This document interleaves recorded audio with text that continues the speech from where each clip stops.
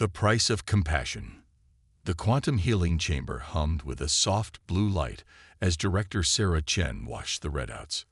Earth's last functional quantum core pulsed steadily, its precious energy being diverted not to save a human life, but to heal an alien child. The Senate vote was close. Admiral Marcus said beside her, his weathered face reflecting the chamber's glow. 312 to 310. History will judge whether we made the right choice. Sarah kept her eyes on the monitors, watching as the Marian child's crystalline body slowly regenerated its shattered lattice structure. The girl's mother, Ambassador Lyra, pressed her luminescent hands against the chamber's transparent walls, her normally melodic voice trembling with emotion. "Your people sacrificed so much," Lyra whispered. "The quantum core could have saved hundreds of your own." Sarah remembered the debates that had raged across Earth's cities. The quantum cores, humanity's greatest achievement in medical science, were failing. Each use degraded them further, and no one had managed to create new ones. Every activation was precious, counted, weighed against the growing list of human patients waiting for treatment. Then the Marian ship had appeared in orbit, carrying refugees from a dying world. Their crystalline bodies, once capable of absorbing energy directly from their binary star system, were shattering under a mysterious degradation. Out of billions, only a few thousand had escaped their collapsing civilization. "We didn't make this choice because we calculated the returns," Sarah replied, remembering her speech before the Senate. "We made it because when your ship appeared in our system, you didn't see humans or aliens. You saw people who could help. The galaxy is vast and cold. If we lose our compassion, we lose what makes us human." The chamber chimed, indicating the completion of the healing cycle. The young Mirian's crystalline form now shone with restored clarity, the fractures that had threatened her life sealed and strengthened. As the chamber opened, Lyra caught her daughter in a sparkling embrace, their bodies chiming softly as they touched. Admiral Marcus checked his datapad, his expression grim. "That's the 18th treatment. The core's degradation is accelerating. We might get another 20-25 at most, before it fails completely. Then we'll make them count," Sarah said firmly. She turned to Lyra, who was still holding her daughter close. "Ambassador, I need you to gather your scientists. We're going to share everything we know about quantum healing technology with your people." The ambassador's crystalline form flickered with shock. "Director, you can't. This is your people's most guarded secret. It's also a technology we're losing the ability to maintain. Your species understands crystal matrices in ways we never will. Maybe you can see something we missed. Maybe you can improve it." Sarah managed a tired smile. "And if you can't, at least you'll have the knowledge to help others when we're gone." The next few months passed in a blur of activity. Marian scientists worked alongside human researchers, their different perspectives yielding new insights even as the quantum core continued its inevitable decline. They managed to heal 37 more Marians before the core finally failed, its last pulse barely strong enough to mend a minor fracture. On the day the last Marian ship prepared to depart Earth orbit, Ambassador Lyra stood before the Senate. Her crystalline form had been polished to formal perfection, refracting sunlight into rainbow patterns across the chamber walls. "We will never forget what humanity has done," she declared, her voice resonating through the hall. "You chose to share your most precious resource with strangers, knowing it might cost your own people dearly. You gave us not just healing, but hope, knowledge, a future." She paused, her form pulsing with intense emotion. "We do not know if we can improve upon your quantum healing technology. But I swear this. The debt we owe will echo through generations. And should humanity ever need us, we will answer. No matter the cost, no matter the distance, no matter how many centuries pass." As the Marian ships vanished into fold space, Sarah stood at the observation deck beside Admiral Marcus. "Do you think we'll ever see them again?" she asked. Marcus watched the last ripples of distorted space fade away. "The galaxy is vast, Director. But debts like these have a way of coming full circle. He turned to leave, then paused. You know what fascinates me most about the Mirians? Their crystalline forms record memories perfectly, passing them down through generations unchanged. When they say they won't forget, they mean it literally. Sarah smiled, touching the dark cylinder of the burned-out quantum core in her pocket. Then let's hope humanity remembers too. Not the sacrifice, but the reason behind it. Because somewhere out there, others are watching. And how we treat strangers today might determine who answers when we call for help tomorrow. As Earth's night side rolled into view, countless cities glittering like earthbound stars, Sarah wondered what future historians would make of their choice. They had given up their greatest medical achievement to save a fraction of another species. By any logical measure, it made no sense. But logic alone had never carried humanity to the stars. It was compassion, curiosity, and the stubborn belief that doing the right thing mattered, even when it hurt. Especially when it hurt. The price had been high, but as Sarah watched the cities below, she knew they had purchased something far more valuable than mere technology. They had shown the galaxy what humanity truly stood for, and somewhere out there, in the vast darkness between the stars, that light would spread. Echoes across stars. 2 centuries passed like stardust through an hourglass. Humanity had spread across 50 systems, their quantum technology evolving in new directions after the loss of the healing cores. Few now remembered the Mirians as anything more than a footnote in history texts, a crystalline species that had briefly touched their civilization before vanishing into the depths of space. Commander Elena Santos stood at the viewport of the medical station Mercy's Hand, watching as another colony ship arrived through the quantum gate. This one bore the markings of the Proxima colonies, its hull scarred from hasty departure. Like all the others, it carried the dying. Status report, she called out, not turning from the viewport. Dr. James Chen, great-grandson of the legendary Sarah Chen, consulted his neural interface. Void plague continues to accelerate its spread. New Augusta colony gone dark. 3 billion estimated infected on Mars. Earth's quarantine barriers are holding, but the simulations give them 2 months at most. The void plague had first appeared on a frontier mining world. Initially, it had seemed like a standard viral infection. Then they discovered it didn't just kill. It rewrote human genetics at the quantum level, turning victims into living void spaces that consumed energy from everything around them. Conventional medicine was useless. Even their most advanced quantum tech couldn't touch it. The Research Council's final report came in. James continued, his voice heavy. They've confirmed it's engineered. Someone designed this specifically to target human quantum genetics. Elena finally turned from the viewport, her dark eyes hard. Do we know who? Not definitively. But the quantum signatures match scattered readings we've picked up from the Nexus Collective's border regions. The Nexus Collective. Humanity had never made formal contact with them, but their automated probes and quantum signatures had been detected at the edges of human space for decades. They were said to be living quantum computers, viewing organic life as an inefficient accident of evolution. How many ships do we have left? Elena asked. 11 colony ships, 3 medical frigates including Mercy's Hand, and maybe 24 smaller vessels. The rest are being consumed by the infected or trapped in quarantine zones. James paused. We're looking at the end of our species, Elena. Unless. She raised an eyebrow. Unless. There's a transmission you need to hear. It came in through the quantum arrays an hour ago. The frequency. It's like nothing I've ever seen. The holographic display flickered to life, showing a crystalline figure that seemed to sing with internal light. Elena's breath caught. Though she'd only seen them in historical records, she recognized a Mirian. People of Earth and her colonies, the figure spoke, its voice creating harmonics that made the air itself vibrate.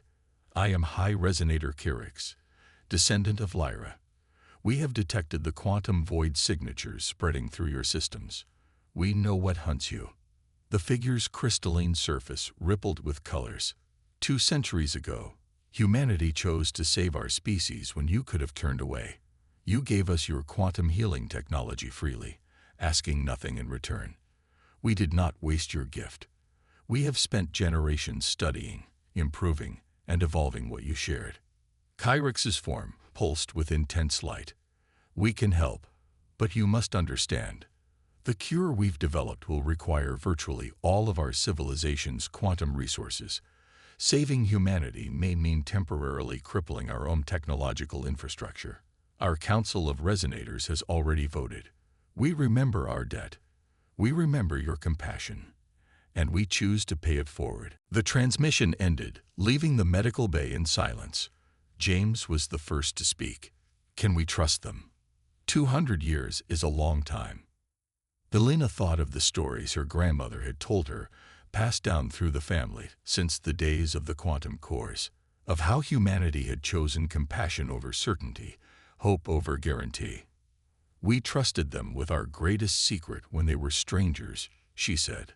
They're offering to risk their entire civilization to save us. I'd say the debt we carved into their crystalline memories has earned some interest. She activated the quantum comm array.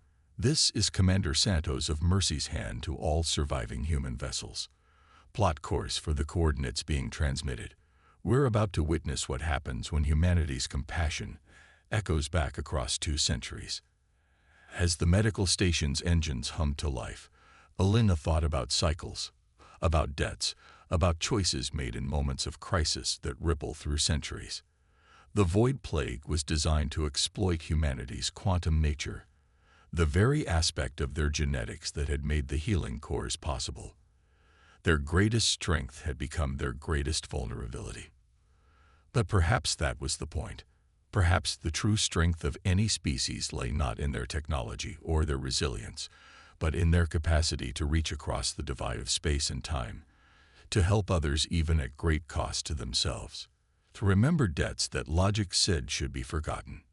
As Mercy's hand entered quantum space, Elena smiled. The Nexus Collective had engineered the perfect weapon to destroy humanity. What they hadn't counted on was humanity's most powerful creation. Not their quantum cores or their starships, but the bonds they'd forged with other species through simple acts of compassion. The stars streaked past in quantum space, each one a reminder that in the darkest night, help often comes from the most unexpected sources. And sometimes, the light that guides you home is the same light you once shared with a stranger. The Great Exchange. The Mirian homeworld of Christos hung in space like a fractured diamond, its crystalline cities refracting starlight into cosmic auroras. Above its glittering surface, the largest fleet of human survivors ever assembled dropped out of quantum space beside towering Mirian structures that pulsed with internal light. Inside the Grand Resonance Chamber, Commander Santos watched in awe as human scientists and Mirian resonators worked side by side. The chamber itself was a marvel, a vast crystalline dome where quantum energies flowed like water, manipulated by Mirian technicians whose bodies sparkled with complex mathematical patterns. Remarkable, Dr. Chen murmured, studying the holographic models floating between them. They didn't just improve our quantum healing technology, they'd fundamentally reimagined it. High Resonator Kyrix's form chimed softly as he moved through the chamber. Your quantum cores were brilliant, but limited by their physical construction. We learned to integrate the technology directly into our crystalline matrices. Every Mirian city is now, in essence, one vast quantum healing network. Which you're willing to sacrifice to save us, Elena said quietly. Kyrix's surface rippled with what she had learned was their equivalent of a smile. Not sacrifice. Transform. Yes, converting our cities into the cure will temporarily reduce us to a pre-quantum civilization. But the knowledge remains. We can rebuild. A sharp tone cut through the chamber. Dr. Chen's neural interface was flashing red. New reports from the quarantine zones. The Void Plague is evolving. It's learning to breach our strongest containment fields. Elena felt her heart sink. They had lost contact with Earth 3 days ago. The void spaces where human colonies once thrived were spreading, consuming everything in their path. Even the Nexus Collective had withdrawn their border probes, perhaps realizing their weapon had become more virulent than intended. "Show me," Kirix demanded. The holographic display shifted, showing the quantum signature of the plague's latest iteration. The Mirian's crystalline form suddenly pulsed with intense light. "Impossible. Unless." "Unless what?" Elena stepped closer to the display. "The plague's quantum pattern. It's not just targeting human genetics. It's specifically attuned to the frequency of your original quantum cores. Whoever engineered this didn't just study human biology. They studied your earliest quantum healing technology." Dr. Chen's face went pale. "The knowledge we shared with you was stolen," Kirix finished. "Not from us. Our quantum memories are inviolable. But somewhere in the past 2 centuries, the Nexus Collective must have found traces of the original human quantum cores. They used that knowledge to create the perfect weapon against both our species. The plague targets quantum-enhanced genetics. Once it finishes with humanity, it would eventually evolve to affect our crystalline matrices as well. The Nexus Collective isn't just trying to eliminate humanity. They're attempting to purge all quantum-based life from the galaxy." The chamber erupted in activity as this revelation spread. Mirian resonators chimed in complex harmonies, sharing data faster than any human computer network. Dr. Chen and his team pored over centuries of research, looking for patterns they had missed. But Elena noticed something else. Where the Mirians and humans work together, where their different approaches to quantum science merge, new possibilities were emerging. The holographic models showed it clearly. Neither species alone had the complete solution, but together. "High resonator," Elena called out, her voice cutting through the chaos. "You said your cities form a quantum healing network. What if we added human quantum signatures to the matrix?" Kirix's form stilled. "The energy requirements would be astronomical. We would need to synchronize every human survivor with our entire planetary network. But it would work." The Mirian surface rippled with complex calculations. "Theoretically, our network could act as an amplifier for human quantum patterns, creating a cascading cure that matches the plague's own transmission rate. But the strain on human physiology would be massive." Dr. Chen finished, studying the numbers. "We'd be asking every surviving human to risk their life on an untested quantum merger." Elena looked out through the crystalline dome at the refugee ships in orbit. Each one carried thousands of survivors, all that remained of humanity's 50 colonies, all that stood between their species and extinction. "Send the message," she ordered. "Tell them the truth, the risk, the potential cost, and the choice they need to make." The responses came back faster than anyone expected. Ship after ship signaled their agreement. Humanity had faced extinction before, had stared into the void and refused to blink. They had chosen to help strangers once, at great cost to themselves. Now those strangers were offering to help them do the impossible. As the preparations began, Elena found Kirix studying ancient records of the first contact between their species. "Your ancestors gave us the key to our survival," he said softly. "They could not have known that, in doing so, they were also ensuring their own." Elena thought about chains of events, about choices that echo through centuries, about debts that become bonds. "Maybe that's the universe's greatest lesson," she replied. "No act of compassion is ever truly forgotten, and no species survives alone." Above them, the crystalline cities of Christos began to pulse with new energy as the greatest quantum merge in galactic history began. Human and Mirian, technology and biology, past and present, all flowing together in a desperate gamble to prove that sometimes the greatest victories come not from power or dominance, but from the simple choice to help others, no matter the cost. The cure was about to begin, and the Nexus Collective was about to learn what happens when their perfect weapon meets something far more powerful. Two species united by an ancient debt, fighting not just for survival, but for a future where compassion trumps calculation every time. When darkness falls, the quantum merge began as a whisper and built to a scream. Across Christos, every Mirian city pulsed with blinding light as billions of crystalline matrices synchronized with the quantum signatures of the last human survivors. In orbit, refugee ships glowed like newborn stars as their passengers joined the vast network. Commander Elena Santos felt it first as a tingling in her bones, then as fire in her veins. Through the neural interface, Dr. Chen's voice came in gasps. Quantum resonance at 70% and climbing. Human physiological stress approaching critical levels. But they couldn't stop. Not now. The void plague had already consumed 3/4 of human space. The darkness between the stars grew darker each day as whole systems went silent. Incoming transmission. A technician called out. Unknown origin. Quantum signature matches Nexus collective patterns. The holographic display crackled to life, showing a shifting mass of quantum energy that somehow formed itself into a vaguely humanoid shape. When it spoke, its voice was like mathematics given sound. Fascinating, the entity said. You seek to override our cleansing protocol with a crude merger of organic quantum patterns.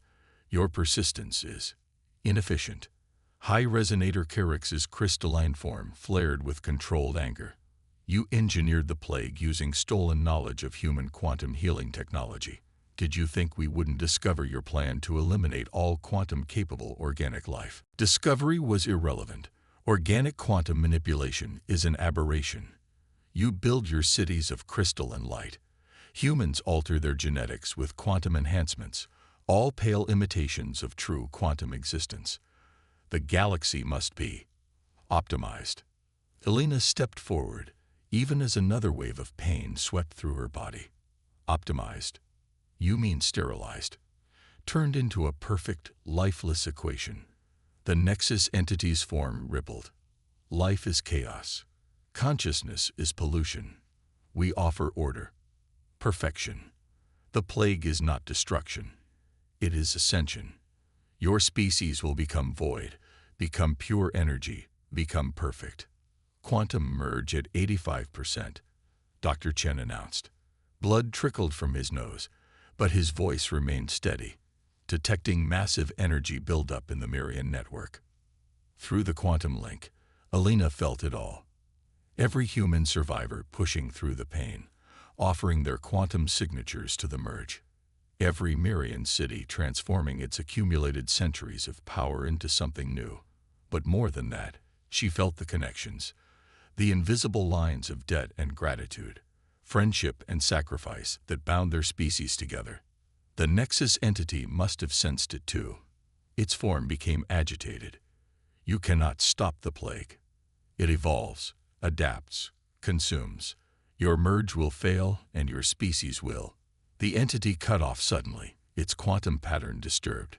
New signals were appearing on the long-range sensors, thousands of them, emerging from fold space around Crystallis.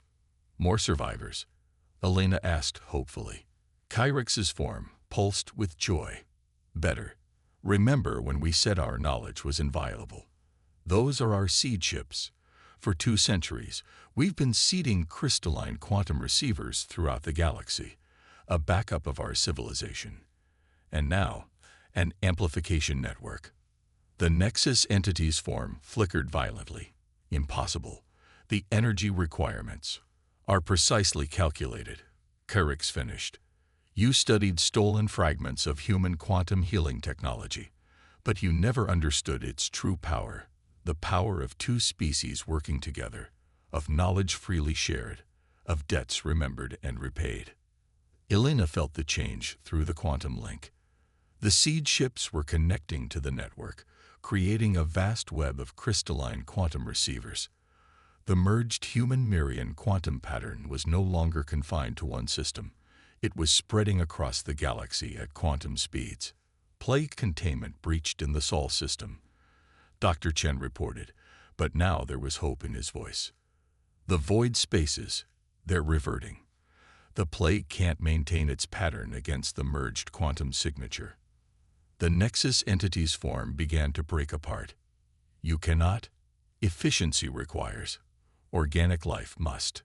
Organic life must survive, Elena said firmly. Not alone, not in isolation, but together. That's what you never understood.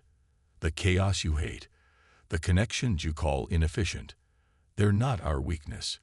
They're our strength. Through the quantum link, Alina felt the cure spreading. Everywhere the plague had touched, the merged quantum pattern followed. Human colonies emerged from the void, their quantum-enhanced genetics restored. The great crystalline cities of Crystallos hummed with renewed purpose, their power not drained but transformed. The Nexus entity made one last attempt to speak, but its quantum pattern was already scattering, pushed out of normal space by the combined power of two civilizations it had grievously underestimated. As the entity vanished, Alina turned to Kyrix. The seed ships. You had this plan all along. The Mirian's form rippled with what she now recognized as laughter. Not a plan, a precaution.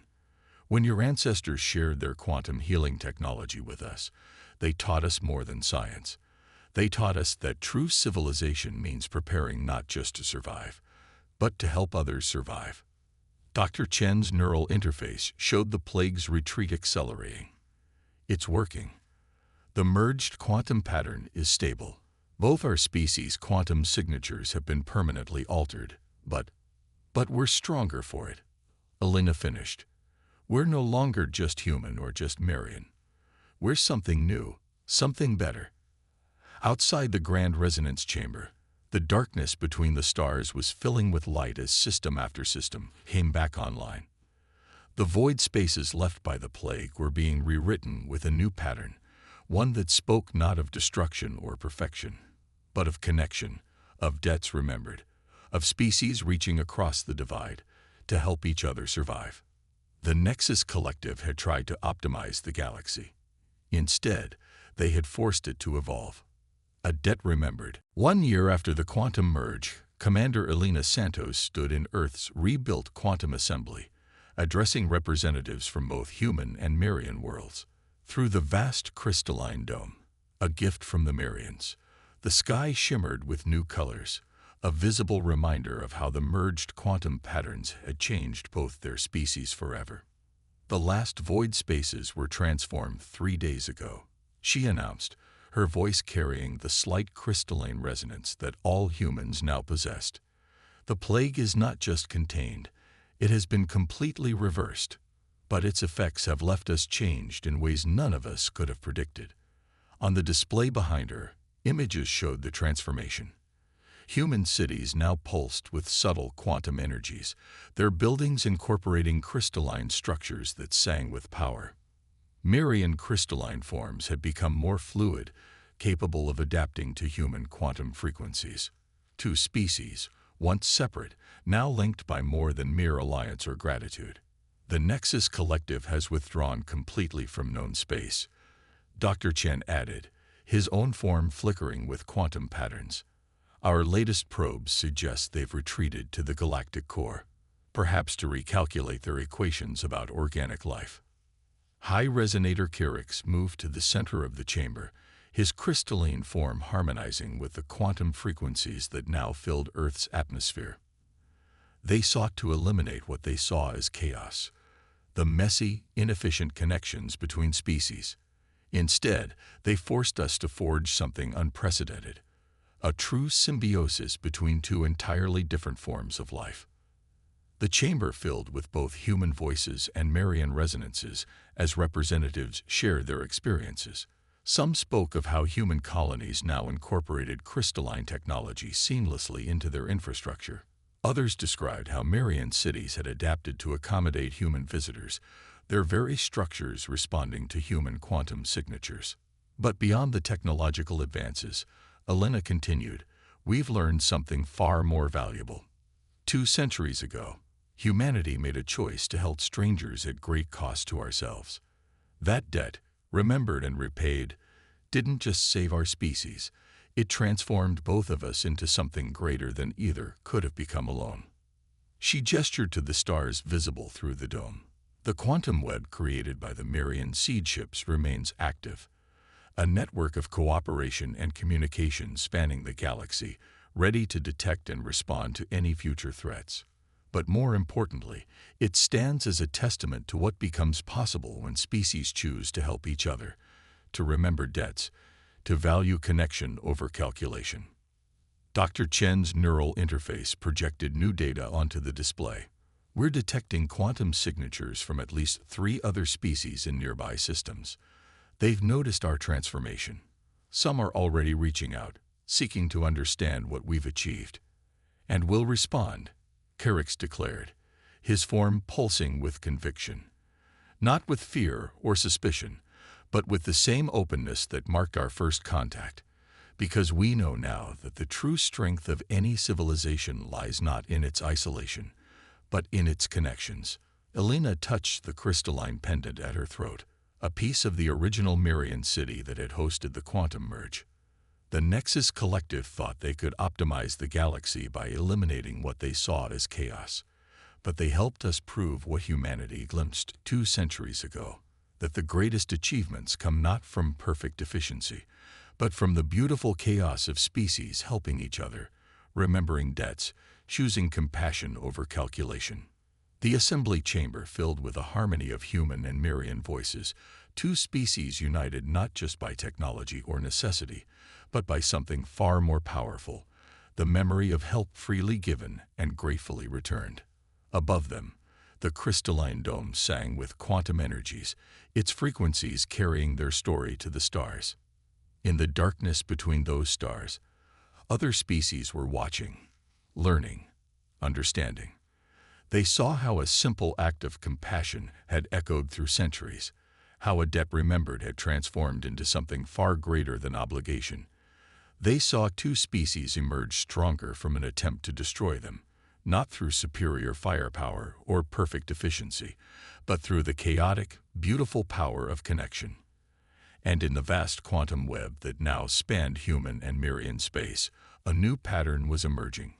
Not the sterile perfection the Nexus Collective had sought, but something far more powerful, a galaxy where debts of kindness were remembered, where compassion bred strength, and where the chaos of connection was not a weakness to be eliminated, but the greatest power of all. The story of humanity's quantum cores, given freely to save strangers, had become more than history. It had become a testament to what was possible when species chose to reach across the void, to help without calculation, to remember debts not as burdens, but as bonds. In the end, the optimization the Nexus Collective sought had come about, but not in the way they intended. The galaxy had been optimized not for efficiency, but for connection. Not for perfection, but for possibility. And somewhere in the vast darkness of space, other species were beginning to understand. Sometimes the greatest debts are the ones we choose to remember. And the greatest strength comes not from standing alone, but from reaching out to others, again and again, across the infinite night between the stars.